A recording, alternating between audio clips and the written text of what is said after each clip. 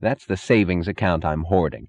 Is there any sort of safety vault that could protect this account in the outside world? But what space do you have for moving forward? Where's your market? He chuckled. Market? I now work for use, not for profit. My use, not the looter's profit. Only those who add to my life, not those who devour it, are my market. Only those who produce, not those who consume, can ever be anybody's market. I deal with the life-givers, not with the cannibals. If my oil takes less effort to produce, I ask less of the men to whom I trade it for the things I need.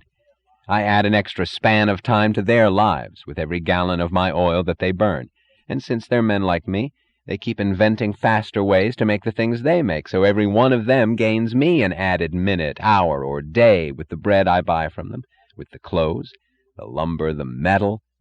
He glanced at Galt. An added year with every month of electricity I purchase. That's our market, and that's how it works for us. But that was not the way it worked in the outer world. Down what drain were they poured out there? Our days, our lives, and our energy into what bottomless, featureless sewer of the unpaid for? Here we trade achievements, not failures, values, not needs. We're free of one another, yet we all grow together. Wealth, Dagny? What greater wealth is there than to own your life and to spend it on growing? Every living thing must grow. It can't stand still. It must grow or perish. Look. He pointed at a plant fighting upward from under the weight of a rock. A long, gnarled stem, contorted by an unnatural struggle, with drooping yellow remnants of unformed leaves, and a single green shoot thrust upward to the sun with the desperation of a last, spent, inadequate effort. That's what they're doing to us back there in hell. Do you see me submitting to it? No, she whispered. Do you see him submitting? He pointed at Galt. God, no. Then don't be astonished by anything you see in this valley. She remained silent when they drove on. Galt said nothing.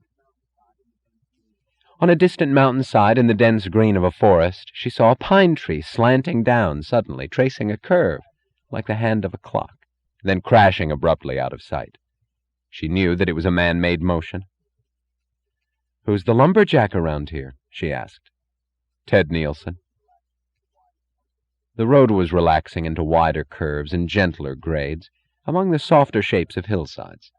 She saw a rust-brown slope patched by two squares of unmatching green, the dark, dusty green of potato plants, and the pale greenish silver of cabbages.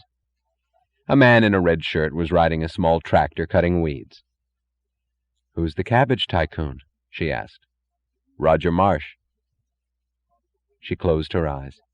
She thought of the weeds that were climbing up the steps of a closed factory, over its lustrous tile front, a few hundred miles away beyond the mountains.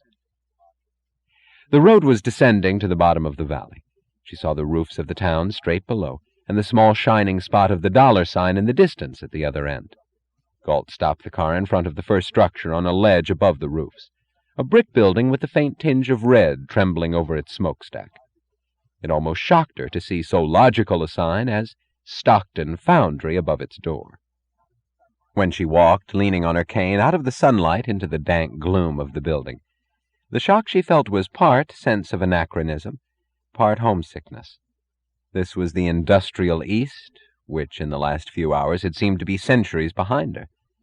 This was the old, the familiar, the loved sight of reddish billows rising to steel rafters, of sparks shooting in sunbursts from invisible sources, of sudden flames streaking through a black fog, of sand molds glowing with white metal. The fog hid the walls of the structure, dissolving its size, and for a moment this was the great, dead foundry at Stockton, Colorado. It was Nielsen Motors. It was Reardon Steel. Hi, Dagny. The smiling face that approached her out of the fog was Andrew Stockton's, and she saw a grimy hand extended to her with a gesture of confident pride, as if it held all of her moment's vision on its palm. She clasped the hand. Hello, she said softly, not knowing whether she was greeting the past or the future. Then she shook her head and added, How come you're not planting potatoes or making shoes around here? You've actually remained in your own profession? Oh, Calvin Atwood of the Atwood Light and Power Company of New York City is making the shoes, Besides, my profession is one of the oldest and the most immediately needed anywhere. Still, I had to fight for it. I had to ruin a competitor first. What? He grinned and pointed to the glass door of a sun-flooded room. There's my ruined competitor, he said. She saw a young man bent over a long table, working on a complex model for the mold of a drill head.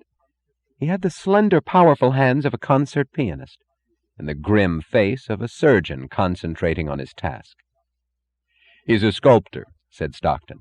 When I came here, he and his partner had a sort of combination hand forge and repair shop. I opened a real foundry and took all their customers away from them.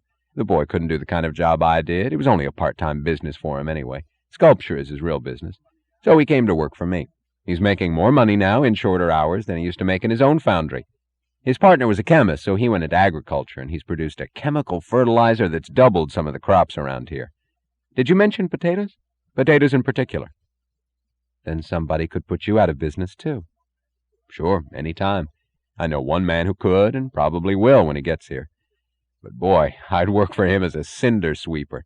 He'd blast through this valley like a rocket. He'd triple everybody's production. Who's that? Hank Reardon. Yes, she whispered. Oh, yes. She wondered what had made her say it with such immediate certainty. She felt simultaneously that Hank Reardon's presence in this valley was impossible, and that this was his place, peculiarly his. This was the place of his youth, of his start, and together the place he had been seeking all his life, the land he had struggled to reach, the goal of his tortured battle. It seemed to her that the spirals of flame-tinged fog were drawing time into an odd circle, and while a dim thought went floating through her mind like the streamer of an unfollowed sentence, to hold an unchanging youth is to reach at the end the vision with which one started. She heard the voice of a tramp in a diner saying, John Galt found the fountain of youth, which he wanted to bring down to men, only he never came back, because he found that it couldn't be brought down. A sheaf of sparks went up in the depth of the fog, and she saw the broad back of a foreman whose arm made the sweeping gesture of a signal, directing some invisible task. He jerked his head to snap an order. She caught a glimpse of his profile, and she caught her breath. Stockton saw it, chuckled, and called into the fog. Hey, Ken, come here. Here's an old friend of yours. She looked at Ken Danager as he approached them. The great industrialist, whom she had tried so desperately to hold to his desk, was now dressed in smudged overalls. Hello, Miss Taggart. I told you we'd soon meet again. Her head dropped as if in assent and in greeting, but her hand bore down heavily upon her cane for a moment while she stood reliving their last encounter, the tortured hour of waiting, then the gently distant face at the desk and the tinkling of a glass-paneled door closing upon a stranger. It was so brief a moment that two of the men before her could take it only as a greeting. But it was at Galt that she looked when she raised her head, and she saw him looking at her as if he knew what she felt. She saw him seeing in her face the realization that it was he who had walked out of Danager's office that day. His face gave her nothing in answer. It had that look of respectful severity with which a man stands before the fact that the truth is the truth. I didn't expect it, she said softly to Danager. I never expected to see you again. Danager was watching her as if she were a promising child he had once discovered, and was now affectionately amused to watch. I know, he said. But why are you so shocked? Oh, it's just that it's preposterous. She pointed at his clothes. What's wrong with it? Is this then the end of your road? Hell no, the beginning. What are you aiming at? Mining. Not coal, though. Iron. Where? He pointed toward the mountains. Right here. Did you ever know Midas Mulligan to make a bad investment? You'd be surprised what one can find in that stretch of rock if one knows how to look. That's what I've been doing. Looking. And if you don't find any iron ore? He shrugged. There's other things to do. I've always been short on time in my life, never on what to use it for.